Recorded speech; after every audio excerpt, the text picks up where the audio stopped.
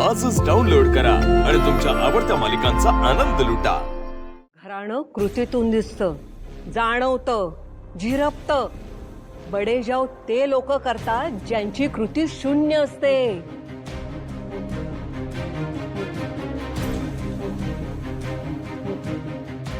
आणि म्हणून तर म्हणतात बडा घर पोकळ वासा। ओ घराण्याची भाषा तुम्ही करू नये। हा? काय आहे तुमचं घराणं काय आहे? आता तेच घ्या ना, तुमची ती नात, तुमची मुलगी मंगल काय माहेरी पडून असते। त्या हरीशने तरी आमच्या सिंचनाला भुरळ घातली आणि पळून घेऊन गेला।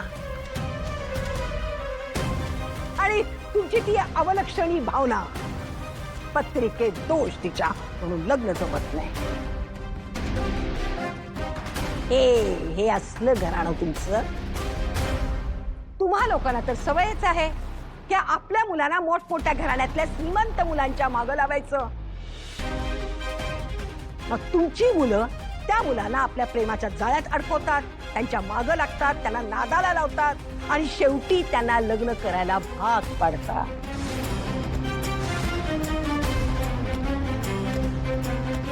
शेवटी काय, अशा मोठमोठ्या घराण्याशी तुम्ही नातं जोडताय। अहो हाच तर हेतू असतो ना तुमचा।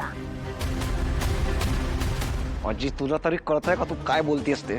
तू त्यांचा अपमान करण्याच्या नादात आपल्या घराण्याची इज्जत घालवतेस। सिद्धू, इज्जत काढण्याबद्दल तू तरी अजिबात बोलू नकोस। आणि ह्यांना जे मी बोलते ना, हीच भाषा यांना कळती। तुम्ही काय करताय ना ते चांगलं कळतंय मला। स्वतःचं ठेवायचं झाकून ना दुसऱ्याचं बघायचं वाकून। आमची मंगल माहेरी राहते हे तुम्हाला दिसलं, पण सभेपासून सिंचनाने सासरचं तोंड बघितलं नाहीये हे कळलं का तुम्हाला?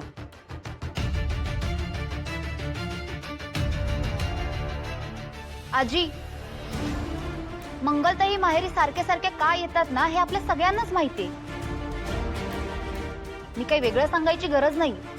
आणि मी माझ्या माहेरी आलीये कारण मी हर्ट झाली।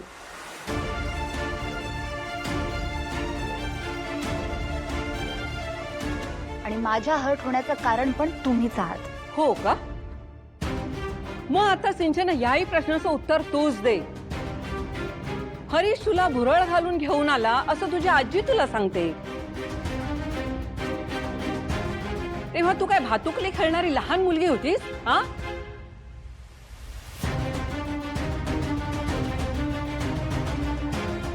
का हरीश तुला जबरदस्तीने घेऊन आला तिकडे? तुम्ही एकमेकांवर प्रेम करणारे सुजाण तरुण तरुणी होतात ना? काय? हो, सुजाण होते, पण याचा अर्थ असा नाही की मी कधीच चुकू शकत नाही।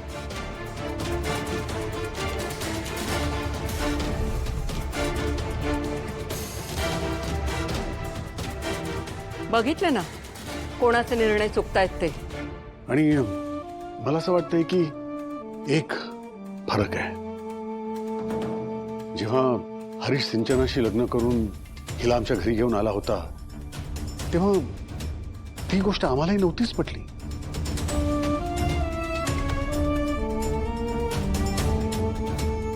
आम्ही सगळे त्याच्या विरोधातच होतो, पण म्हणून आम्ही आमच्या हरीशला घराबाहेर नाही काढलं।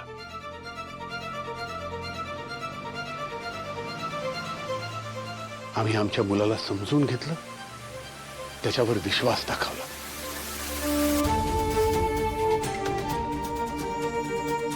आणि सिंचना, मला वाटतं एक गोष्ट विसरली असतो बघ, आठवते का? तुझं लग्न झाल्यावर तू आणि हरीश जेव्हा इथे याच घरात आला होतात तेव्हा तुम्हाला या घरात घेतलं नव्हतं। त्यानंतर तुम्ही दोघं आपल्या घरी आला होता आणि मला म्हणाली होतीस, बाबा आमच्या डोक्यात अगदी क्लिअर आहे, आम्हाला पूर्णपणे क्लॅरिटी आहे, आम्ही दोघं आमचा संसार अगदी छान करू। आणि त्यावेळेस मी तुला म्हणालो होतो की सिंचना, अगं कुठलंही नातं असं आपोआप नाही ग फुलत। नातं फुलवावं लागतं आणि मला असं वाटतंय की आपल्या दोन्ही कुटुंबांना पुन्हा एकदा नातं फुलवायची गरज निर्माण झालेली आहे.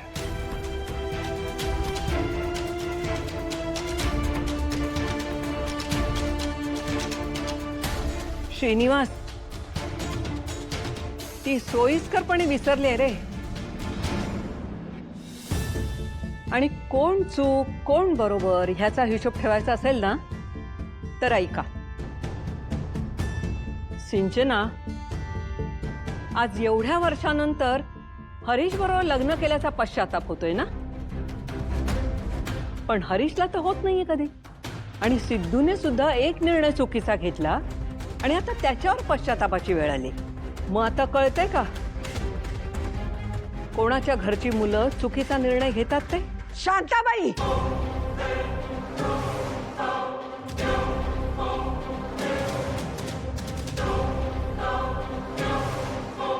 तुमच्या जिभेला काही हाड आहे की नाही? अजिबात नाही.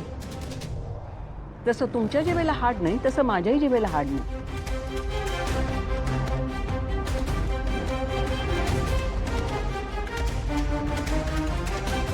कारण शरीरातल्या अवयवांना श्रीमंत गरीब हा भेदभाव नसतोच. फरक असतो तो फक्त विचारात आणि कृतीत. तुम्ही तुमच्या मुलांच्या चुका पाठीशी घालताय, त्यांना पदरात घेताय, ते आम्ही करत नाही.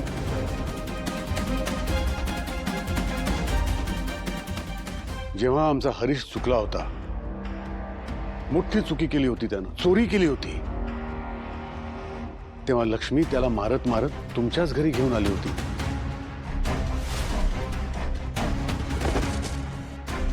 नात घासाठी माफी मागतीची. आठवतंय ना संपतराव?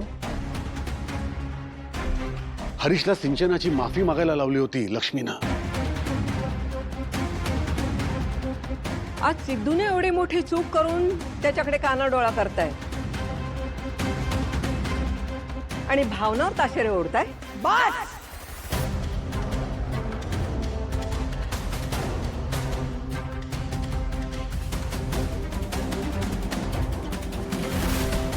खूप ऐकून घेतलं तुम्हा लोकांचं.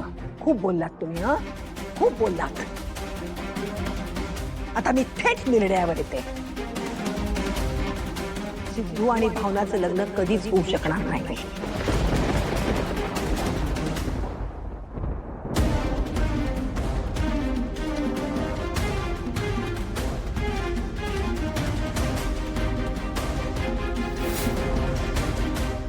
देवाने जरी खाली येऊन मला सांगितलं या दोघांचं लग्न लावून द्या, तर मी नकारच देईन.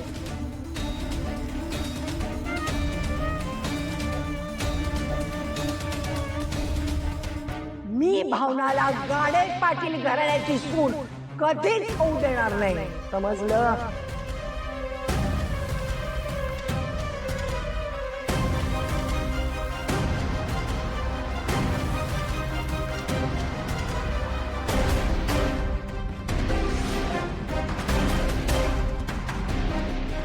लक्षात ठेवायचं.